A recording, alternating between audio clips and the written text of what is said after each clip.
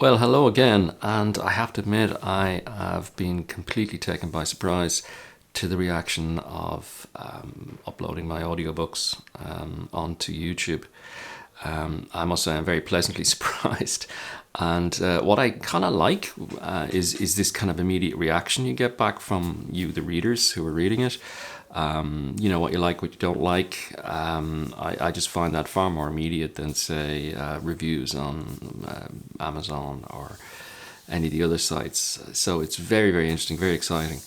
And I thought, as a kind of a bonus, I suppose, I'd give you an insight into how I came up with the idea for Colony Mars and some of how the characters were developed from the original premise.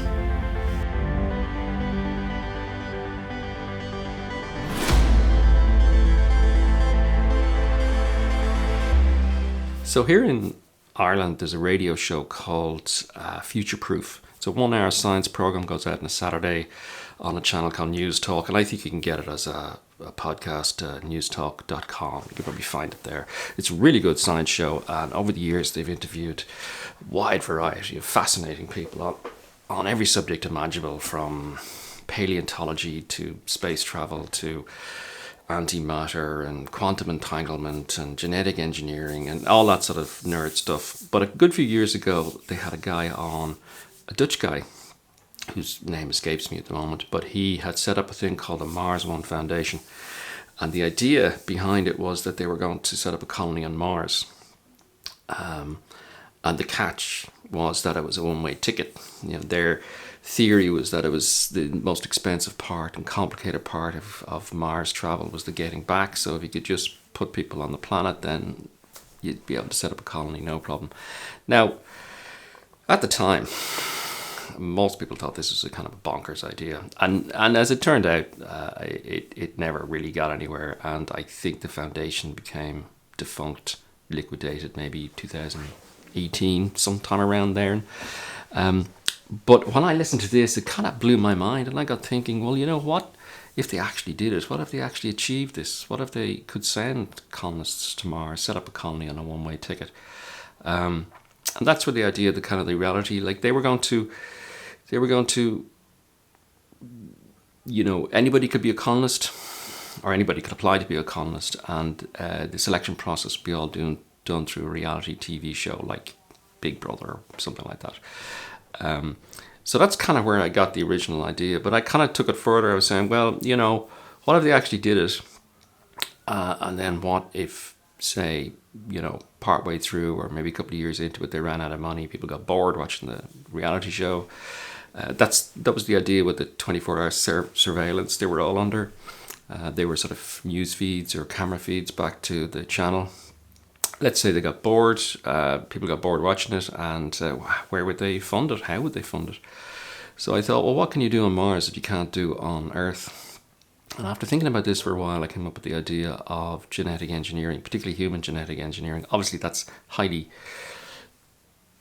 unethical, very restricted, but yet the technology is there to do it. So a lot of it might be tempting for some particular corporation, future corporation, to do that, and they would have a captured cohort of humans they could experiment on. So that's where that kind of idea came from, and then that kind of led into, well, if you're going to have this big, genetic engineering biotech corporation, what would be the drive? Who would be the antagonist, and what would be their driving force? And that's really where the kind of Van Haff character came from. So those of you who've read the book will know he suffers from a genetic disease, and that's kind of driven him. That's motivated his entire life to get into genetic engineering and find a cure for it, and that's why they fund this genetic engineering up on the colony. So that's kind of where that character came from. Now, in terms of the other characters, I sort of thought a bit further and said, well, what's the worst thing that could happen? And of course, the worst thing that could happen in that situation is the genie gets out of the bottle. And if the genie gets out of the bottle, okay, there would be, you'd kind of know about it because there'd be a lot of communications backwards and forwards from Earth, and because it's reality TV show still, there'd be a lot of. So I had to figure a way of maybe not letting that happen, and that's where the Sandstorm idea came in.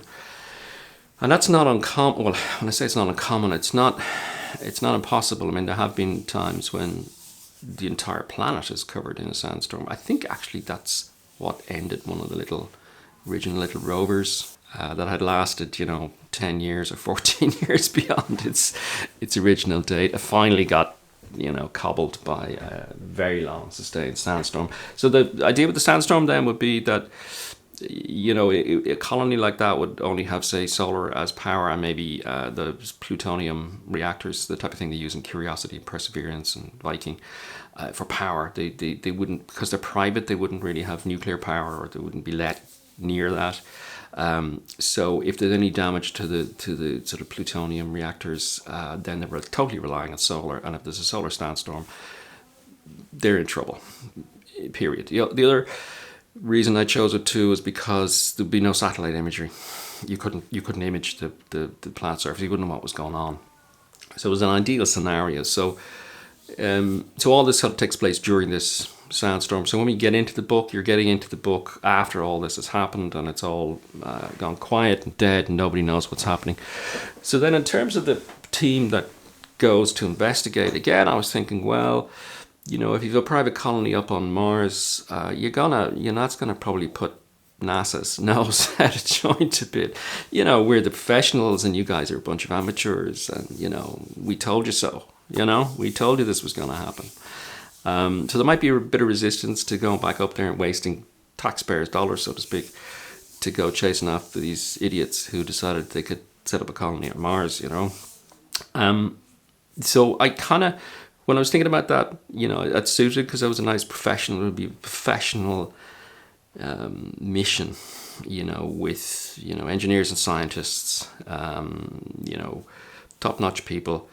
And I also thought it would be more I was thinking more in terms of the ISS, the International Space Station. So you'd have several agencies involved in it, because the colony probably would be multinational, so there'd be a lot of different nationalities there, and maybe those governments might be getting pressure to look after their own citizens. So you'd have this international group of space agencies, NASA, ESA, JAXA, Roscosmos, all those, the type of things that would be up in the ISS. So that gave me quite a nice flavour of characters for the mission when it's going up. And obviously they're not going to take weapons and stuff like that with them, because this would be a NASA mission, and obviously ballistic weapons in small enclosed pressurized containers would be a bit of a health and safety issue, And I kind of like that idea too, because you're going into a scenario where what you need is an AK-47 and a lot of hand grenades, but all you've got is a sharp stick. That kind of focuses the mind a bit. So in terms of the main character, then the Dr. Jan Malbec, our hero of the story, I had conceived this kind of arc over 3 books for this character, and I wanted somebody who kind of start off as a kind of a rookie, that they look like they really shouldn't be there, and they're underconfident and they're not sure what they're doing. And that's kind of where that character comes from. So, at the beginning of the story, you see where she falls out of the landing craft, and she gets lost in the sandstorm and, panics. And even when everything starts to hit the fan, she's the one that kind of gets the blame for it. So that's really just me trying to build up this character that's, even the characters, even the mission team begin to think she's a bit of a liability, and that she could be dangerous to them. So that's really just me trying to build up that character. But obviously over the course of the book, we get to see a completely different side to her, where it's the wit and intelligence and this desire to take hard risks, calculated risks, and put her life on the line. So we see a very different character, and that's how you kind of develop the character over the course of 3 books from where she starts at that. And I like the idea that she's a scientist. She's not. She's not. She has to use her brain to try and figure out what is going on, and she's ideally placed, even though at the very start of the book, it seems that her skill base, being a biologist, is completely useless. But obviously, as the book progresses, you realise that it becomes a very critical skill to have. Now, in a lot of books, there's this. So that's kind of where the initial premise and concept, and you can see how from the premise then the characters get developed sort of automatically. Now, in any sort of book, there's this point where at the first part, your hero is really reacting to everything. Everything is happening to them, and they're running away or trying to deal with this stuff that's coming at them. And then there's a kind of a point in the book you call the midpoint, really, where that kind of flips, and they get some new information, and then they start to go on the offensive. And that happens midway in Colony on Mars too, where she meets Niels, the only surviving colonist. And again, when you're thinking about this, you go, well, what would that sort of a character look like? I mean, okay, here's a person who, for starters, decided that they were going to go to Mars on a one-way ticket. So, straight away you kind of have an idea of maybe somebody who's an idealist, who's, maybe a bit fed up with Earth and life on Earth, and just wants to start a new life, and has this maybe a bit rose tinted glasses view of what life in the colony would be, and also, I mean, for somebody to actually survive that long, what sort of skill set would they need, and obviously being an engineer and the ability to understand what's going on and fix things when they break, and develop new solutions to problems, technical problems that are life and death.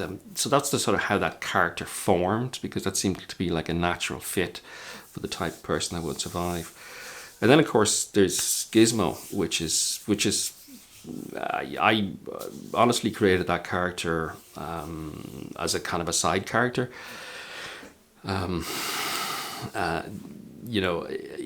What I had in mind was, like, if this guy survives, he's going to be slightly mad unless he has some ability to communicate and talk with somebody else. So that's why, being an engineer again, he creates this kind of semi-sentient robot Gizmo out of maintenance droids and bits and pieces he finds lying around, and hooks it up to the central AI for the colony, and he has this ability then to sort of to at least articulate and keep himself relatively sane.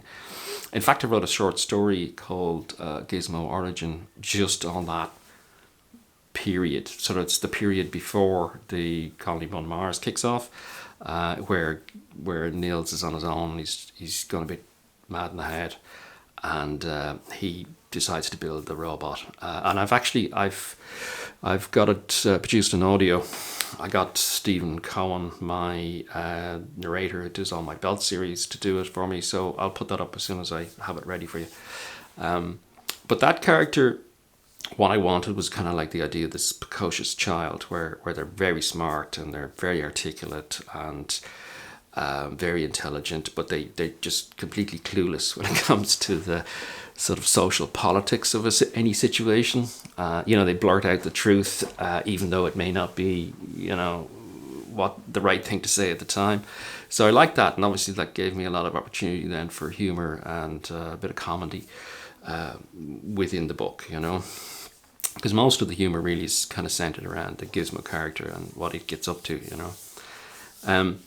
So that's sort of how the characters got formed, and they were formed essentially from the premise of the book, this idea of what if they actually managed to put a colony up, a privately funded colony on Mars, and then what if it all went pear-shaped. So that's really where it came from. Anyway, that's all I got for you at the moment. I will get the Next book up as soon as I can. There is a third book which kind of completes this trilogy, the Jan Malbec story.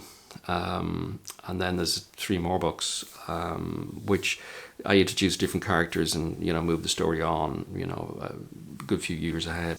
Anyway, that's all I got time for today. I hope you enjoyed that, and I'll see you all next time. Take care.